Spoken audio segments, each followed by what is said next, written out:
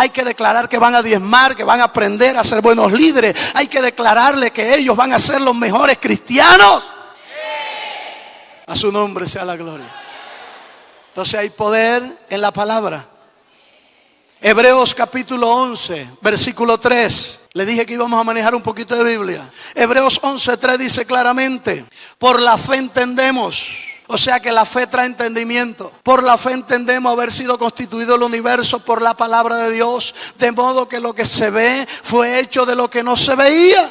Dios creó de donde no había nada lo que hoy hay. ¿Con qué lo creó? Con la palabra. ¿Con qué lo hizo? Con la palabra. Y usted y yo tenemos la misma facultad. ¿Aló? Tenemos la misma facultad para declararlo. La palabra trae cambio. En Génesis capítulo 1 dice: en el principio creó Dios los cielos y la tierra. El versículo 2 dice: y la tierra estaba desordenada y vacía, las tinieblas cubrían la faz del abismo y el Espíritu de Dios se movía sobre la faz de las aguas. Pero Dios quiso traer un cambio. Así que Dios, para que el cambio sucediera en medio del desorden, en medio del vacío, en medio de la oscuridad, de las tinieblas, Dios tenía que declarar una palabra. Y en el versículo 3 dice: y dijo Dios, sea la luz. Y la luz fue hecha. La luz fue, ¿cuándo fue hecha? Cuando la declaró. Mientras no había declarado que existiera, no había existido. Mientras tú no declares la palabra, nada va a pasar. Pero cuando tú declares la palabra, algo va a ocurrir. Dios le dijo a Ezequiel: declara la palabra. Y mientras él profetizaba, hubo un ruido, hubo un temblor, y vino un viento recio sobre aquel lugar, y cada hueso se juntó con su hueso. Vino un orden a aquel lugar, porque los huesos que estaban esparcidos se armaron, escucha, como eran antes. Volvió una restauración. La palabra trae restauración. La palabra trae restauración a tu casa. Restaura tu familia. Restaura tu finanza. Restaura tu economía. Restaura tu negocio. La palabra restaura. O sea que no ganamos nada confesando lo malo, pero sí sacamos buen provecho confesando lo bueno. Dios declaró que hubiera luz donde no había luz. Tú tienes que declarar que exista lo que necesitas donde no lo hay. Bendito es el nombre del Señor. De allí de Génesis 3 en adelante tú vas a encontrar que Dios comenzó a declarar: produzca la tierra, produzcan las aguas. Y cada vez que algo se hacía, dice la Biblia, y vio Dios que era bueno en gran manera. Declarar la palabra correcta es buena en gran manera. Te trae provecho. Y entonces Dios le dijo a Ezequiel: profetiza. Y cuando Ezequiel profetizó, dice la Biblia que empezaron a venir tendones sobre los huesos que ya se habían armado con la primera palabra que salió de su boca. La primera palabra trajo orden, los huesos se juntaron, cada hueso con su hueso. Pero la segunda palabra que declaró trajo tendones, que son los que le dan la flexibilidad al cuerpo. Por eso el cerebro da una orden y uno mueve la mano, mueve el pie, mueve los brazos, hace un gesto, porque el cerebro da una orden y los tendones accionan. Y después le dijo: sigue profetizando. Y apareció carne, luego apareció piel. Dijo: Señor, me ha funcionado, pero ahora no hay vida en ellos. Yo creo que Dios le preguntó, eso no está allí en la Biblia, pero creo que Dios le dijo: ¿dónde está la vida? En el Espíritu. Bueno, háblale al Espíritu en mi nombre y dile: Espíritu, así ha dicho Jehová, ven de los cuatro vientos y sopla sobre estos muertos y vivirán. Es todo lo que tienes que decir. Y en el versículo 10 dice: profeticé como me fue mandado, y entró espíritu en ellos, y estuvo un ejército grande de pie. La gloria de Dios cayó, el espíritu se movió. Para que el espíritu se mueva, tienes que declarar la palabra, porque si no la declara, no pasa nada. La palabra produce que el espíritu se mueva. La palabra produce que el espíritu se mueva. Siendo el espíritu autónomo, pero el espíritu es creador. El espíritu es el que hace los milagros y trae las liberaciones. ¿Sí sabía eso, no? Ahí lo dice clarito en Mateo capítulo 12, versículo 28. Jesús dijo: si yo por el espíritu de Dios echo fuera los demonios, ciertamente ha llegado a vosotros el reino de los cielos. ¿Quién echaba fuera los demonios? El espíritu. ¿Quién trae la sanidad? El espíritu. A su nombre. Hechos capítulo 10, verso 38 dice: como Dios ungió con el Espíritu Santo a Jesús, y este anduvo haciendo bien y sanando a los oprimidos por el diablo, porque Dios estaba con él. ¿Cómo y de qué manera estaba Dios con él?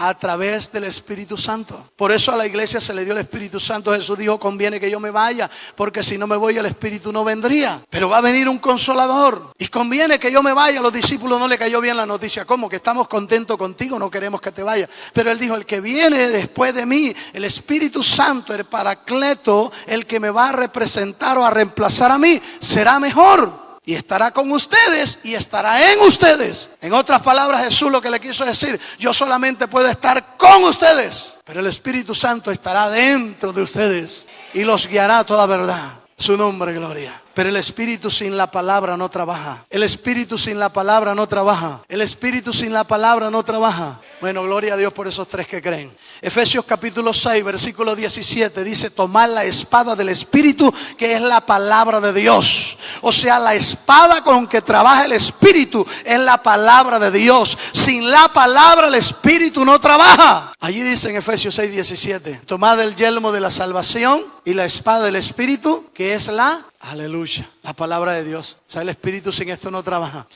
Lo que tú declares con tu boca, eso es. Y el Señor me llevó una palabra con la que vamos a finalizar. Joel capítulo 3, versículo 10. Mire lo que dice Joel 3:10. Dice, forjad espada de vuestros asadones, lanza de vuestras hoces, y diga el débil, fuerte soy. Y yo había leído ese pasaje muchas veces, incluso había predicado allí. Pero aquel día empezó el Señor a traerme una revelación sobre ese pasaje. Y dice, forjad espada de vuestros asadones. La palabra forjar es hacer. Está diciendo, ese asadón que tienes, que es una herramienta de trabajo, conviértela en una espada, que es una arma de guerra.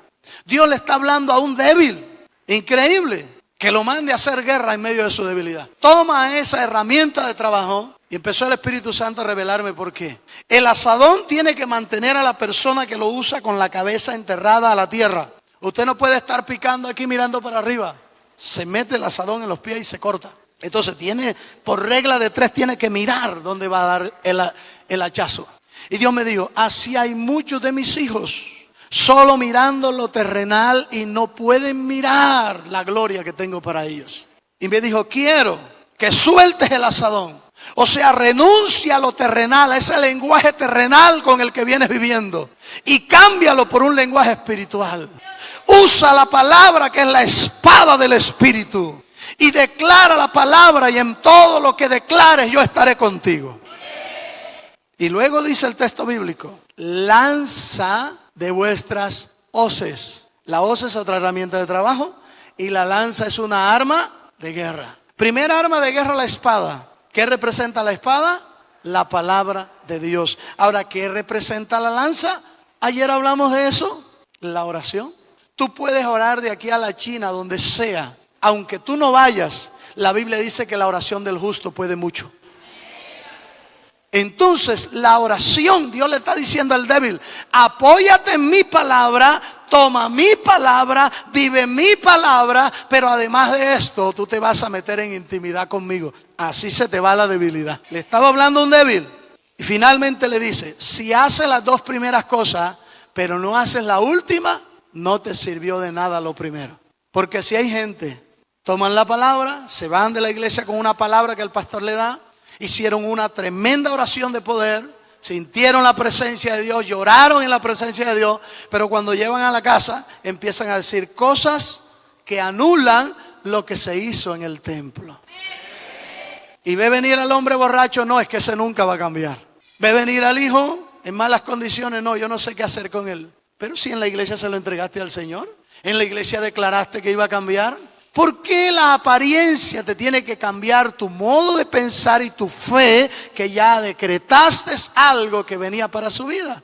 Entonces Dios le dijo, y diga el débil, fuerte soy. Le dijo al débil, mira, no sigas diciendo que eres débil, porque si sigues diciendo que eres débil, débil vas a seguir.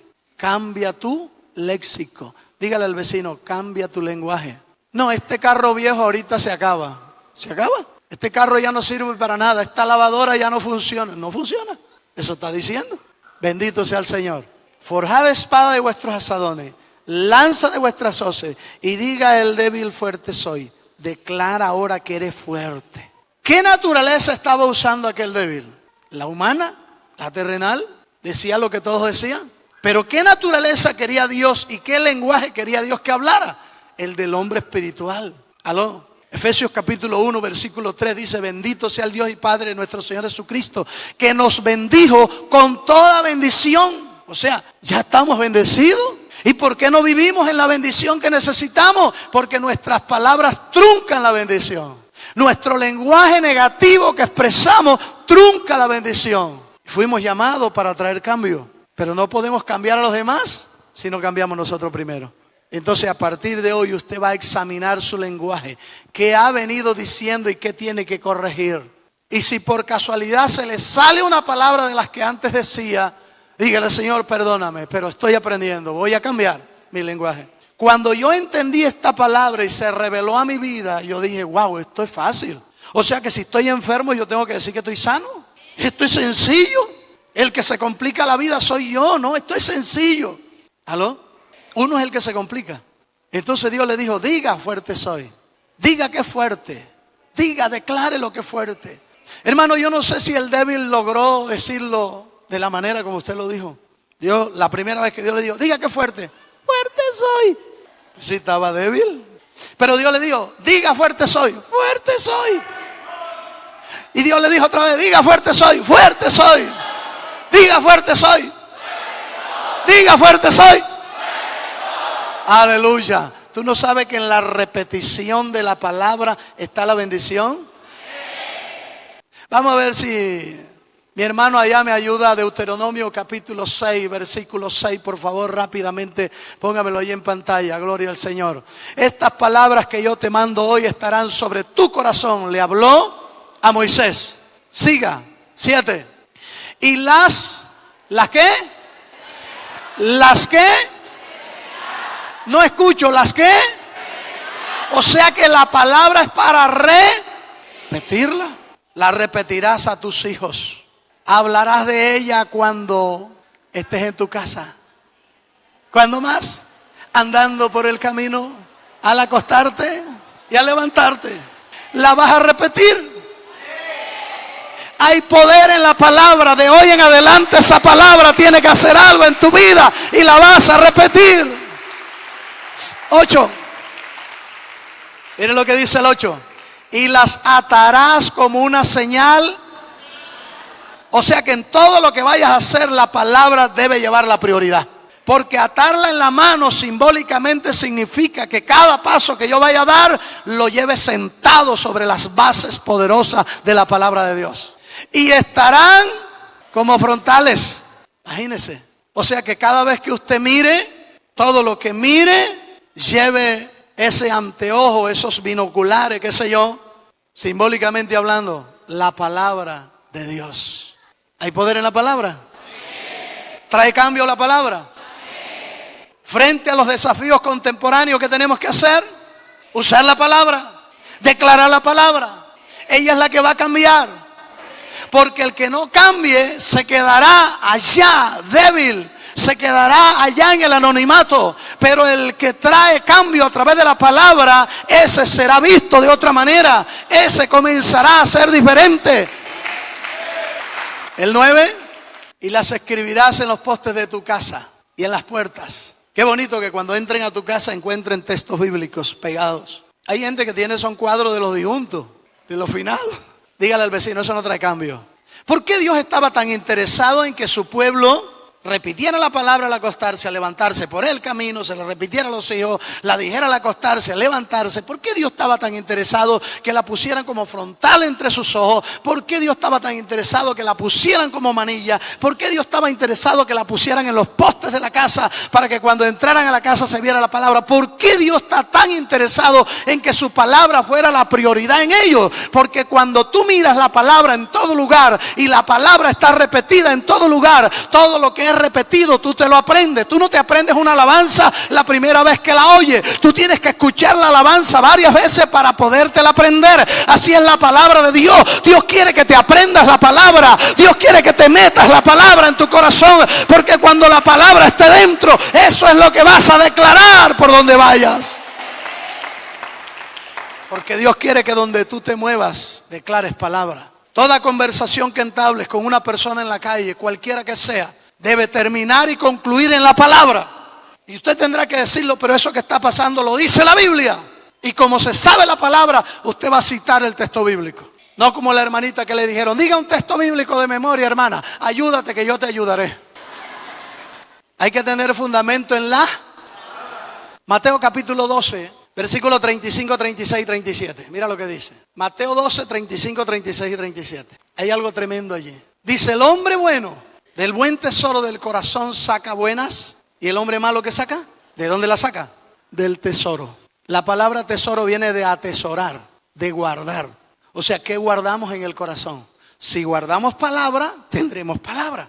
Y si la palabra está ahí, como ella es viva y es poderosa, Jesucristo dijo que el cielo y la tierra pasaría, pero su palabra no pasaría. Entonces, si ella está allí, hay vida en ti continua. Él le dijo a los fariseos en el capítulo 5 de Juan, verso 39, escudriñad las escrituras. Porque a vosotros parece que ahí está la vida eterna y ellas son las que dan testimonio de mí. Escudriñala. Entonces dice, versículo 36, mas yo os digo que de toda palabra ociosa que hablen los hombres, de ella darán cuenta el día del juicio. ¿Te das cuenta que Dios tiene en cuenta tus palabras? ¿Dios tiene en cuenta lo que tú dices? Dice que de ella daremos cuenta. Por eso hay que medir las palabras. ¿Y qué dice el verso 37? Porque por tus palabras serás justificado y por tus palabras serás condenado. Tus palabras.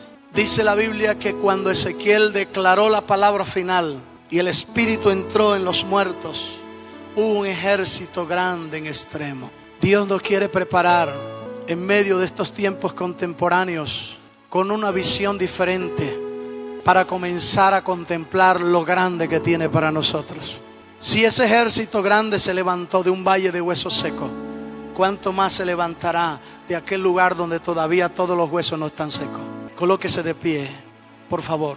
Cuando yo entendí esa palabra que Dios me reveló en Joel 3:10, yo empecé a declarar que vendría a mi casa, y vino mi casa. Hermano, todo lo que he declarado hasta el momento ha sucedido. Y he aprendido ese secreto. Todo lo que tú declares va a pasar.